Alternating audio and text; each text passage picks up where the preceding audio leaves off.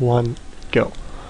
Alright everyone, welcome back. This is Ro8 and Elaine Sun for iCCup Television. Thank you for tuning in as we continue our coverage of the Gigabyte StarsWar number 6. This is the round of 8 matchup between StarTale Ace and OGS MC. We saw StarTale Ace go for kind of something funky last game, a 1-gate Robo into quick Colossus. That's like a throwback to the beta days. Like, we haven't seen that in PvP in a long time, and MC punished it with, well, just classic MC Stalkers force fields. I'm MC, right, basically. And it's really interesting because after that I expect StarTale Ace to go with something a little bit more safe. Nothing quite that crazy, and we should be in for just a much better match this game on Terminus. As we can see, the Ace is going to be the red protest at the 3 o'clock position. MC is going to be the teal down here at the 6. So they are not cross positions, and well, I mean, we just saw MC 4-gate cross positions on Tal'Darim, so you know, nothing's out of the question here. What's going to happen here on Terminus? Once again, thanks to our sponsor, Gigabyte. They have awesome motherboards. Go check them out. It's what I use. It's what Artosis uses. I'm fairly certain. So if you're gonna build a computer, get Gigabyte motherboards.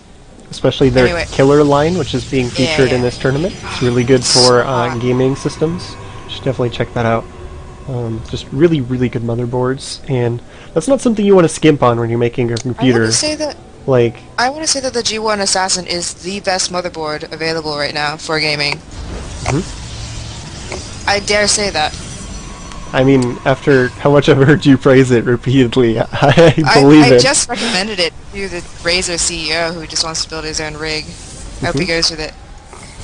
Oh, so like, how... I really want Ace to succeed because we've had, you know, PvP B 4-gate versus 4-gate since way back. I don't know if you remember MLG DC, I believe, where Hawk got to the finals and won. But Hawk was doing like 90% 4-gating, and Kiwikaki was doing like 100% 4-gate. And it's like 4-gate versus 4-gate. Okay, you clash, and then you don't quite kill each other, and then you transition into 50,000 Colossus. And I want it to be something crazy. I want one base Colossus to be possible. I still don't think it's possible because of what we saw in the last game. Well, maybe he tweaks it a little somehow. Gets an immortal first. You can't go straight for the Colossus. If you delay a little bit with, you know, sentries and immortals, maybe.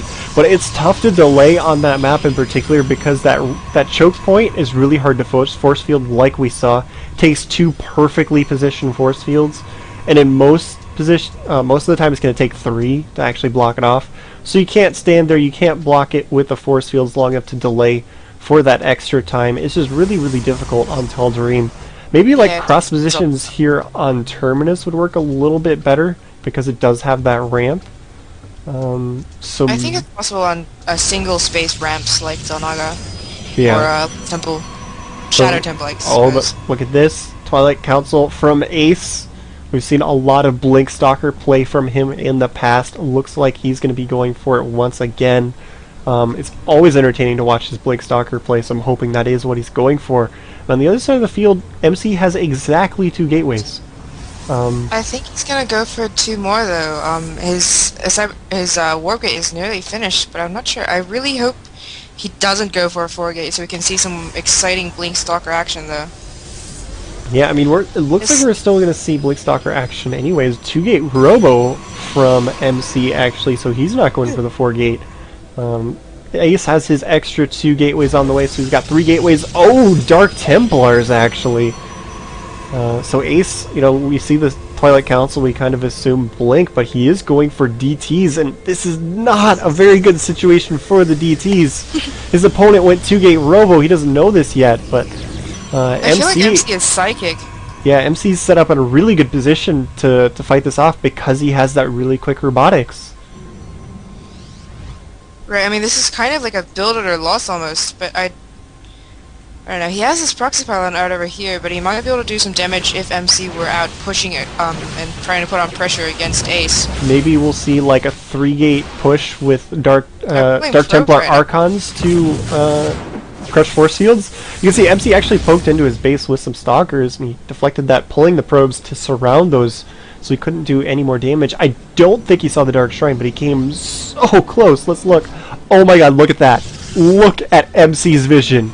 He saw everything except for the Dark Shrine. Look at that. So close. That is ridiculous. Immortal does come out. Wow. So MC actually opted for the Immortal. He was afraid of some early pressure from Ace. Hasn't gotten an Observer yet. There's still a slight window for this Dark Templar to work, but the Observer is coming. The Observer is just going to be out right as the Dark Templar gets there. Yeah. That is a bad day to be a Dark Templar. Yeah, look at this. He thinks he's going to be fine. Oh. Exactly perfect timing. Oh my god, this Observer is like, what's up? What's up? That Observer definitely has a troll face on right now. Just, you know, classic troll face. Problem. And actually, MC, or Ace just dropped a cannon at his ramp. What are you doing, Ace? That's usually, like, what somebody does when they're going Void Rays or something. Oh my god. Trademark Ace play. Hidden Nexus up here at 12 o'clock.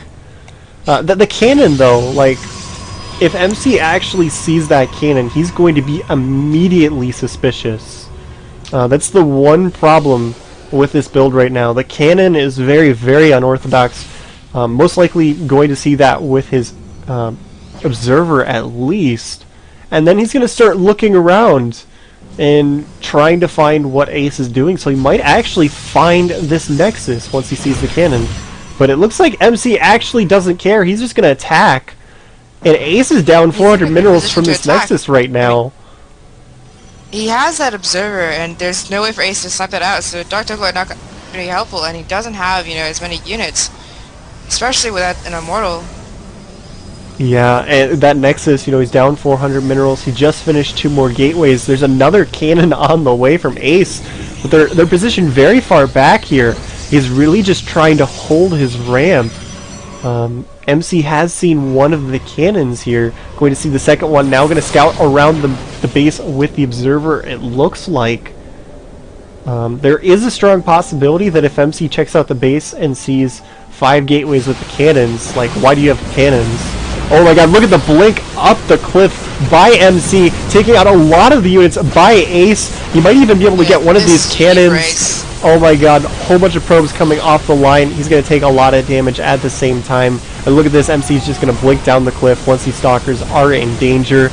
So much damage being done by MC. Look at the probe count, 8 workers left, and he has fewer units. There's no way he's going to survive, unfortunately. He's going to have to GG. Yeah, there it is. Ace throwing out the GG. MC catching him at a really nice timing because of that Nexus, even though he didn't know about it. Can you imagine if he had gone for the 4-gate there? This could have been, you know, a much longer, exciting game, but no, MC just has to be perfect and completely psychic and third on Robo at the exact perfect time and get an Observer at the last second. Oh yeah, like, Dark Templar works really well against 4-gate builds. So you can understand why Ace went for it. But MC, he's MC, man. He doesn't die to Dark Templars. He just... I feel like they face each other often enough that he can expect this kind of thing out of Ace, although, I don't know, Ace generally is not one to go Dark Templar as often as, say, San. You'd expect more like 3-gate Blink Stalker out of him, which actually does really well against 4-gate if you time it right. But no, he was like, you know what? I'm gonna get a Robo first. Robo would not have been terrible against a Blink Stalker build, which might have been what MC actually predicted, since he did get that Immortal out before the Observer, actually. Yeah. It was just a really good build there by MC because, you know, it worked out really well. This is a big map. You know, 2-gate Robo is going to be relatively safe. He's able to turn around and be aggressive with it at the same time with this nice Immortal timing. And that was just really well done.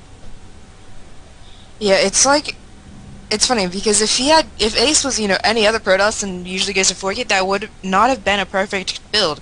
But instead, that build counters what Ace does. It specifically counters Ace shenanigans. Yeah, so today we are going to see that Love CD and MC are going to be advancing into the round of 4 and going to Shanghai, China. So at least one of the Chinese are through. We've got 2 more they're going to play next week. It's going to be Love TT against Maro, and then the epic matchup Idra versus Xiao T. Protoss versus Zerg. Oh my god. I wish I was casting that. You have no idea. Idra. Oh, Idra. Yeah, He's literally my favorite player, which is saying a lot. Xiao T has been doing really, really well and impressing me quite a lot so far in this tournament. He's going to be going up against a tough opponent in Idra. And the Love TT Maro match should be really good as well. So make sure you tune in to next week. I almost said tomorrow. Because the Idra Xiao T match did have to get delayed. So now it's going to be next Monday at 6 p.m. Eastern, along with the Love TT versus Maro match. Thanks everybody for tuning in. Sadly, because of the fact that those 2 matches did get delayed, that's all we have for today. So did we mention that Xiao T took out Marine King Prime in the round of 32 and NS Oso San in the round of 16? 2 of the best players in Korea. You know, MKP, 3-time finalists now? And yeah. San, everyone knows San. The Cinderella story. He actually stomped Xiao T in the first game, and everyone's like, oh my god, Xiao T! And then he's like, no, it's fine. And then he just stomped San in the next game. Yeah, I got this. Chinese pride. It was just sort of a psych. You thought I was going to lose. And he actually played really, really well. So make sure you check out Elaine on Twitter. Elaine_Sun. Thanks for coming and joining us today. Show her some support, because it's fun having you here. If you guys follow me on Twitter, it's iCCupRailcoon as well. I don't know when our next event is going to be. We don't have a whole lot of stuff coming up on iCCupTV. But at the very least, we'll have StarsWar for you next Monday. And make sure you check that out. Do you have anything else to plug, Elaine? Oh, I forgot. I was going to talk about, since you mentioned the StarTale in-house tournament, Clash of the Houses is amazing. So Cyber Sports Network has been holding these in-house tournaments for every single major team in Korea, and eventually all of the winners from the in-house tournaments are going to match up in this final tournament, and the winner is going to be sent to MLG Dallas, paid by Cyber Sports Network. And those are some amazing games. I mean, sorry, not Dallas, Columbus rather. Go check those out, because I believe the next one will be the Slayers in-house tournament. I mean, we usually don't see much content out of Korea other than GSL, so it's really nice to see these amazing houses, especially Slayers and IMs, go at it against each other, players who know each other's styles. So go check out Clash of the Houses. Yeah. Other than that, get excited, because Idra versus Xiao T, the best player from China and against possibly the best player from North America. Yeah, next week, Monday, 6 p.m. Eastern. Make sure you tune in. It's going to be epic. Thanks everybody for watching, and we'll see you around. Bye, everyone.